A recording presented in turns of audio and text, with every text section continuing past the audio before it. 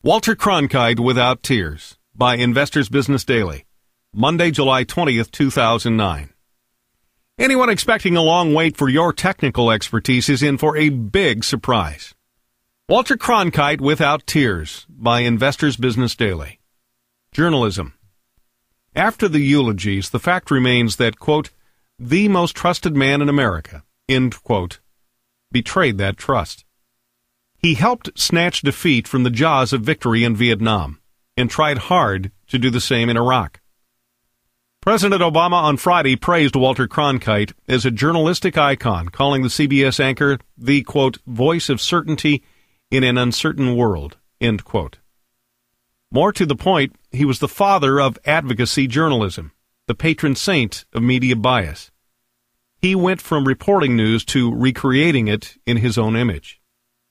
Far from the image of the patriotic war correspondent, Cronkite was a world federalist who couldn't wait for what was called, quote, the American century, end quote, to end. In a profile by Newsday TV writer Vern Gay in the January 21, 1996 issue of the Los Angeles Times Magazine, Cronkite spoke of his dream for America.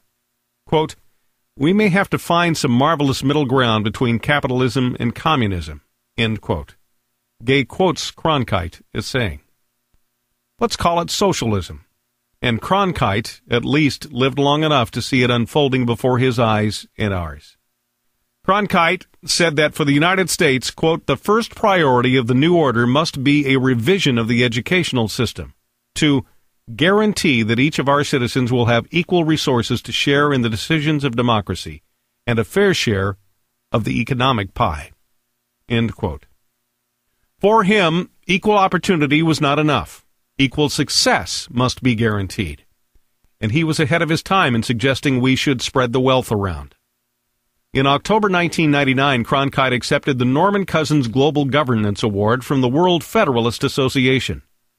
In accepting the award, he said, quote, we must strengthen the United Nations as a first step toward a world government, and that Americans will have to yield up some of our sovereignty, end quote. Cronkite was also bothered by American wars against oppression and tyranny. The, quote, most trusted man in America, end quote, said Vietnam was unwinnable and helped to make it so. Then President Johnson reportedly told an aide, quote, if I've lost Cronkite, I've lost middle America, end quote.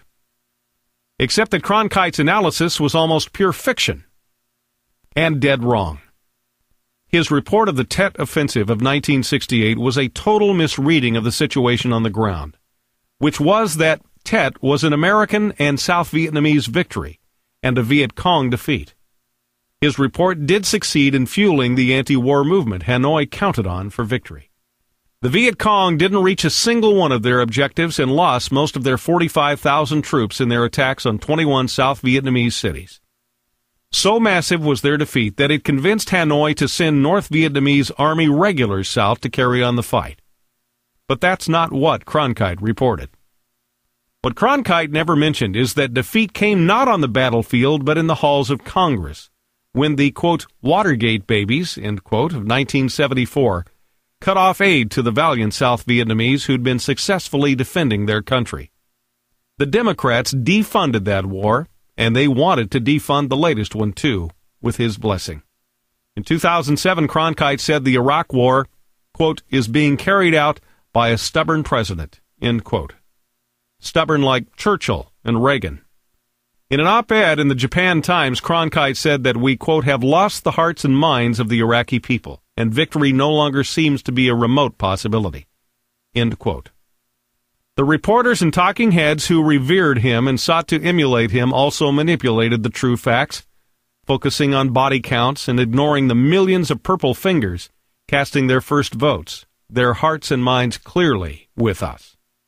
To the Cronkites of the world, it will always be 1968, and only global governance can save us from our quagmires. And that's the way it is. Copyright Investors Business Daily.